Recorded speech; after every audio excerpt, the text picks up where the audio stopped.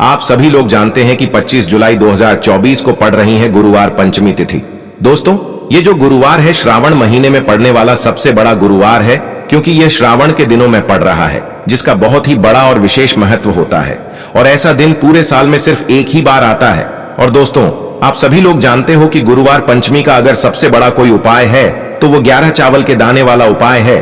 तो दोस्तों, इस गुरुवार की पंचमी तिथि के दिन आप लोगों को इस 11 चावल के दाने वाले उपाय को जरूर करना है।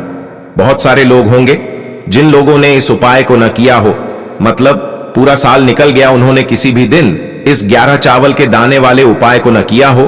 पर दोस्तों, आपके पास एक आखिरी मौका बचा हुआ है, जो कि 25 जुलाई के दिन। तो इस दिन आप लोगों को इस वाले उपाय को जरूर कर लेना है। भले ही आपने पूरे महीने भर इस उपाय को न किया हो, पर अगर आपने इस श्रावण महीने के गुरुवार पंचमी के दिन अगर इस वाले उपाय को कर लिया, तो आपको इस उपाय को करने का वो फल मिलेगा जिसकी आपने कभी कल्पना भी नहीं करी होगी।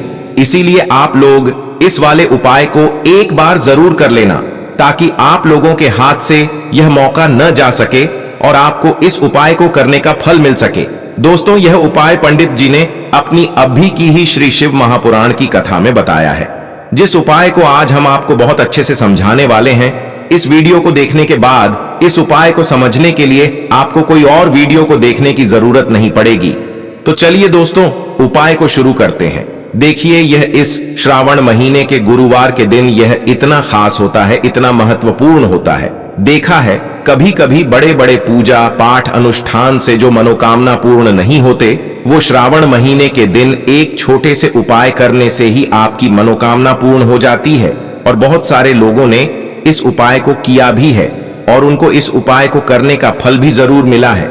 अगर आप लोग भी इस उपाय को करना चाहते हैं तो आप इस उपाय को पहले अच्छे से समझ लेना, सुन लेना, उसके बाद करना। आपको इस उपाय का फल जरूर मिलेगा। और इस उपाय को कर लेने से आपके घर में चाहे किसी भी प्रकार की दुख और समस्या क्यों न चल रही हो, आपको उसका कारण भी नहीं पता है कि भाई यह समस्या किस कारण से चल रही है। उसका कुछ भी कारण हो सकता है, जैसे पितृदोष हो सकता है या किसी भी तरह का मंगल दोष भी हो सकता है। तो इस दिन आप लोगों को यह वाला उपाय कर लेना है। यह एक ऐसा उपाय है जिस उपाय को अगर किसी विशेष दिन पर किया जाए तो भाई उस विशेष दिन का जो है वह तो हमें मिलता ही मिलता है, पर हमने उस दिन पर इस उपाय को किया है तो हमें उससे भी बड़ा फल मिलता है। और फल बहुत जल्दी मिलता है, क्योंकि आप इस उपाय को बहुत ही बड़े और विशेष दिन पर कर रहे हो। तो चलिए अब उपाय के बारे में बात करते हैं, लेकिन उससे पहले आप लोगों को यह जानना आवश्यक है कि आखिर यह उपाय किस समय करना है, किसको करना है और कैसे करना है। तो चलिए हम आगे आपको वीडियो में एक एक करके बता देते हैं। लेकिन उससे पहले अगर आप लोग हमारे चैनल पर पहली बार आए हैं या फिर मेरी आवाज पहली बार सुन रहे हैं, तो हमारे चैनल को सब्सक्राइब जरूर कर लेना और इस वीडियो को लाइक करके कमेंट बॉक्स में श्री शिवाय नमस्तुभ्यम ओम नम शिवाय जरूर टाइप कर देना। तो दोस्तों, इस 11 चावल के दाने वाले उपाय को हमें इस गुरुवार पंचमी के दिन कैसे करना है, किसको करना है, किस समय करना है और कहां पर करना है, ये सारे सवालों के जवाब आपको इस वीडियो में मिल जाएंगे। और जो ये वीडियो देखेगा भाई, उसको 11 चावल के दाने वाला उपाय जरूर करना चाहिए, क्योंकि इस दिन एक चावल के दाने का भी बहुत ही बड़ा और विशेष महत्व होता है। और जब बात आ जाए 11 चावल के दाने की, तो यह सोने पे सुहागा वाली बात हो जाती है और ये एक बहुत ही बड़ा उपाय हो जाता है इस गुरुवार पंचमी का। तो अब दोस्तों, इस 11 चावल के दाने वाले उपाय को आखिर करना किसको है, सबसे पहले हम लोग वो बात जान लेते हैं। तो देखो, घर की जो बड़ी माताएं बहनें होती हैं, उन माताओं बहनों में से कोई भी एक बड़ी माता बहन इस वाले उपाय को कर सकती है। और दोस्तों, अगर आप चाहें तो अपने घर में से सभी सदस्यों को भी इस उपाय को करवा सकते हैं। अगर किसी व्यक्ति की खुद की कोई मनोकामना है, खुद की कोई दुख और परेशानी है जो कि वह अपने लिए ही करना चाहता है इस वाले उपाय को, तो वह खुद अपने लिए भी कर सकता है। बाकी अगर कोई घर में से ऐसा है जो कि अपने पूरे घर परिवार की सुख और शांति के लिए ये वाला उपाय करना चाहता है, तो भाई वह भी कर सकता है, उसमें भी कोई दिक्कत वाली बात नहीं है। कहने का मतलब यह है कि इस उपाय को हर एक सदस्य भी कर सकता है और पूरे घर परिवार के सदस्य के लिए घर की बड़ी माताओं बहनों में से कोई एक माता बहन भी कर सकती है। माताएं बहनें अगर घर में उपस्थित न हो या वो यह वाला उपाय न कर पा रही हो तो फिर घर का कोई बड़ा सदस्य भी इस 11 चावल के दाने वाले उपाय को कर सकता है, चाहे फिर वह पुरुष ही क्यों ना हो, उसमें कोई भी दिक्कत वाली बात नहीं है। अब दोस्तों, इस 11 चावल के दाने वाले उपाय को हमें करना कहां पर है? हमें इसे शिव जी के मंदिर में जाकर करना है। बहुत सारे लोग प्रश्न करते हैं हर एक उपाय को करते समय क्या हम इस उपाय को घर पर कर सकते हैं? तो इस वाले उपाय को आप घर पर नहीं कर सकते हो। इस वाले उपाय को करने के लिए आपको शिव जी के मंदिर ही जाना पड़ेगा। उसके बाद में दोस्तों जो अगला प्रश्न निकल कर आता है वो यह आता है इस उपाय को लेकर कि आखिर इस उपाय को हमें किस समय करना है, सुबह के समय करना है कि शाम के समय करना है? तो देखो, इस वाले उपाय को आप लोग सुबह के समय भी कर सकते हो और शाम के समय प्रदोष काल में भी कर सकते हो। अब अगर आप पूछो कि भाई सबसे उत्तम समय कौन सा रहेगा इस 11 चावल के दाने वाले उपाय को करने का, तो हम आपसे बस यही कहेंगे कि इस उपाय को आप सुबह के समय करेंगे तो ज्यादा बेहतर होगा। बाकी अगर प्रदोष काल शाम के समय भी करेंगे तो भी अच्छा होगा, उसमें कोई भी दिक्कत वाली बात नहीं है। तो अब दोस्तों जो अगली सबसे बड़ी और महत्वपूर्ण बात आती है वो यह आती है कि सुबह अगर हम उपाय को करेंगे तो हमें कितने बजे से लेकर कितने बजे तक के बीच में करना है, और शाम के समय प्रदोष काल में करेंगे तो हमें कितने बजे से लेकर कितने बजे के बीच में करना है। तो देखो, सुबह जितनी जल्दी हो सके आप उपाय को करने की कोशिश करना। बाकी अगर किसी कारणवश लेट भी हो जाओ, थोड़ी देर भी हो जाए, तो 10 या 11 बजे तक भी आप उपाय कर लेना, पर 12 बजे से ज्यादा देरी ना हो, ठीक है? इस बात का ध्यान रखना। उसके बाद में दोस्तों अगर शाम के समय प्रदोष काल की बात करें, प्रदोष काल का जो समय होता है वो शाम के 6 बजे से शुरू हो जाता है। मतलब शाम के 6 बजे से लेकर 7 बजे के बीच का जो समय होता है यह समय प्रदोष काल का समय होता है। पर अभी जो मौसम चल रहा है इस मौसम में जो है शाम बहुत देरी से होती है, तो आप इस उपाय को 7 या 8 बजे के बीच में भी कर सकते हो। मतलब शाम के 6 बजे से रात 8 बजे के बीच में आप कभी भी इस वाले उपाय को कर सकते हो, उसमें कोई भी दिक्कत वाली बात नहीं है। अब दोस्तों यहां पर इस उपाय को लेकर एक और सबसे बड़ी बात यह निकल कर आती है कि इस 11 चावल के दानों को हमें लेना कहां से होता है, और हमें इस उपाय को करने के साथ में क्या और कुछ भी सामग्री ऐसी होती है जो शिव जी के मंदिर लेकर जानी पड़ती है। तो देखो यहां पर हम आपको बता दें, सबसे पहले आप लोग ये जान लो कि यह जो 11 चावल के दाने वाला उपाय है, सिर्फ और सिर्फ आप उपाय की सामग्री लेकर कभी भी शिव जी के मंदिर मत जाना, क्योंकि हमें भगवान के सामने यह नहीं दर्शाना है कि अगर हम भगवान शिव जी के मंदिर आए हैं तो अपने फायदे के लिए आए हैं। तो इसलिए जो भी पूजन सामग्री है उपाय सामग्री है। 11 चावल के दाने, इसके साथ में आपको पूजन सामग्री भी जरूर लेकर जाना है। देखो, अगर सुबह के समय उपाय कर रहे हो तो सीधी सी बात है, 1 लोटा जल तो आप लेकर जाओगे ही जाओगे। वही 1 लोटा जल अगर मिट्टी का जल हो तो बहुत अच्छा रहेगा। मिट्टी का जल कैसे बनाया जाता है इसके लिए हमने पहले से बहुत सारी वीडियोस बना दी है। आपके पास इस दिन एक आखिरी मौका रहेगा मिट्टी का जल शिव जी पर चढ़ाने का और उपाय को करने का। बहुत बड़ा आपको इस दिन फल मिलेगा, तो इसलिए इस दिन हो सके तो भाई मिट्टी का जल चढ़ाना, तो अपने साथ में कम से कम 1 लोटा जल तो आपको लेकर जाना ही जाना है। अगर मिट्टी का जल नहीं है तो घर का जल भी आप इस्तेमाल कर सकते हो। इसके अलावा जो भी पूजन सामग्री है, देखो 11 चावल के दाने ये अलग आपके रहेंगे और जो आपकी पूजन सामग्री रहेगी वो अलग रहेगी। पूजन सामग्री में आप जो भी चीज लेकर जाना चाहे वो लेकर जा सकते हैं, उसमें कोई भी दिक्कत वाली बात नहीं है। वहीं अगर हम बात करें शाम के समय की, तो शाम के समय शिव जी पर जल नहीं चढ़ता है, इसीलिए शाम के समय आप लोग एक दीपक तैयार कर लें जो कि गोल बत्ती का आटे का शुद्ध देसी गाय का घी का होगा, है ना? इस बात का आप लोगों को ध्यान रखना है, और इस दीपक को आपको घर से जलाकर नहीं लेकर जाना है, भगवान शिव जी के मंदिर में जाकर ही जलाना है। इस बात का भी आप लोगों को ध्यान रखना है। अब दोस्तों यहां पर हमें इस बात को समझना है कि यह 11 चावल के दाने हमें लेना कहां से है। क्या हमें दुकान से लेकर आना है, या हमें अपने घर से लेना है, या कहां से लेकर आना है, और कौन से चावल लेना है? क्योंकि चावल भी बहुत प्रकार के होते हैं।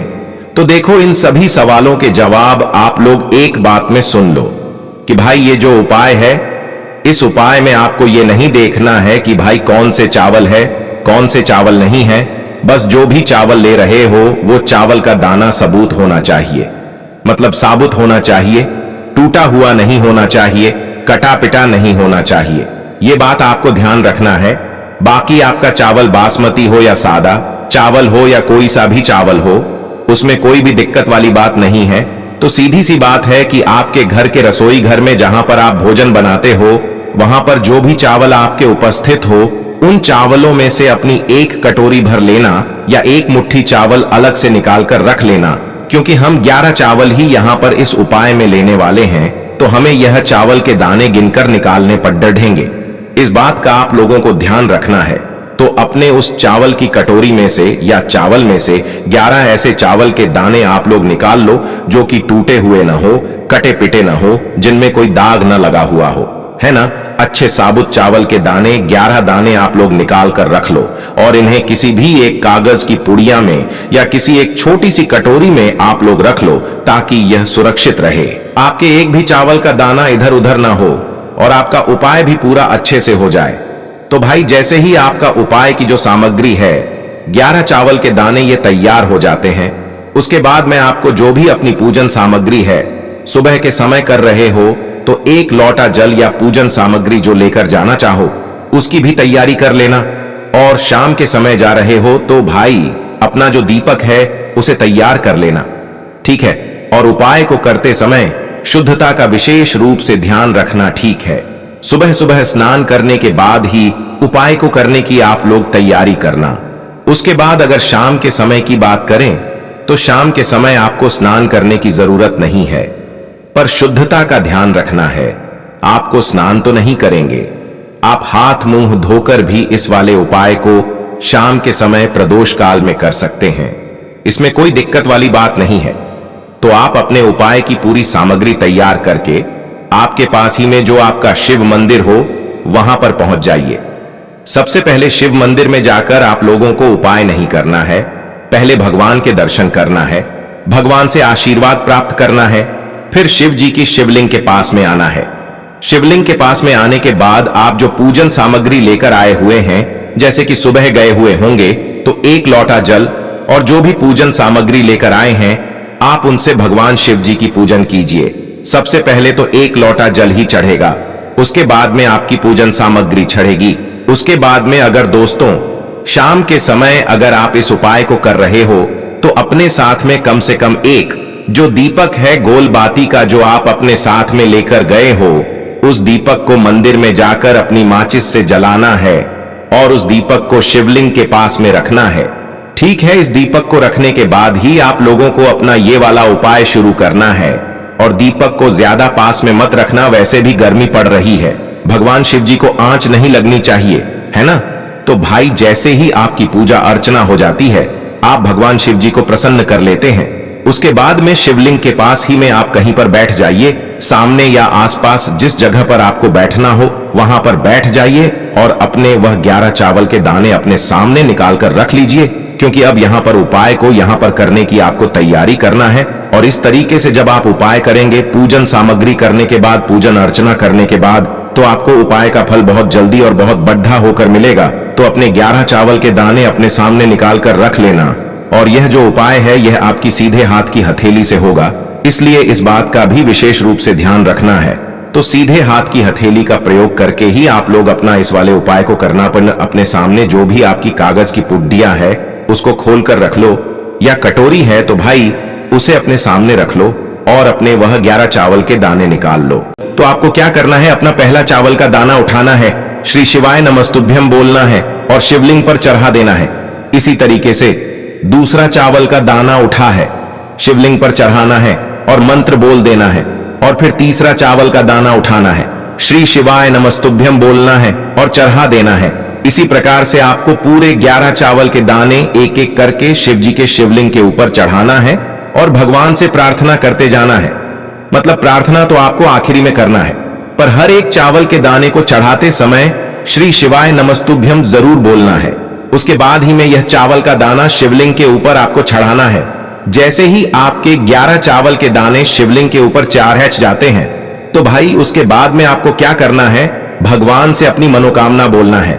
मनोकामना भी कब बोलना है, जब आपका 11 चावल का दाना आपके सीधे हाथ की हथेली में हो और आप उसे चढ़ाने के लिए जा रहे हो। श्री शिवाय नमस्तुभ्यम बोलकर उस आखिरी चावल के दाने को शिवलिंग के ऊपर चढ़ा देना और भगवान से फिर अपनी वह मनोकामना बोल देना, जिस मनोकामना के लिए आप लोग अपना यह वाला उपाय कर रहे हो, जिस भी दुख और परेशानी के लिए आप लोग अपना यह वाला उपाय कर रहे हो। उसके बाद में जैसे ही आप अपनी मनोकामना बोल देते हो, आपका यह वाला उपाय पूरा हो जाता है। पर दोस्तों, उपाय को करने के बाद आप लोगों को 2 मिनट भगवान शिव जी के मंत्र का जाप जरूर करना है, और मंत्र का जाप करने के बाद भगवान से एक और बार प्रार्थना करना है अपनी मनोकामना के लिए, या अपनी जो भी दुख और परेशानी है उसके लिए। इसके बाद में आप लोग भगवान को देखकर, भगवान से प्रार्थना करके, उनसे आशीर्वाद लेकर वहां से उठ सकते हैं और अपने घर पर जा सकते हैं। बस दोस्तों, यहां पर यह वाला उपाय पूरा हो जाता है। इस तरीके से जो भी व्यक्ति छोटी छोटी चीजों का ध्यान रखते हुए इस 11 चावल के दाने वाले उपाय को करेगा, निश्चित सी बात है उसे उसकी मनोकामना जल्द ही पूर्ण होगी। और जो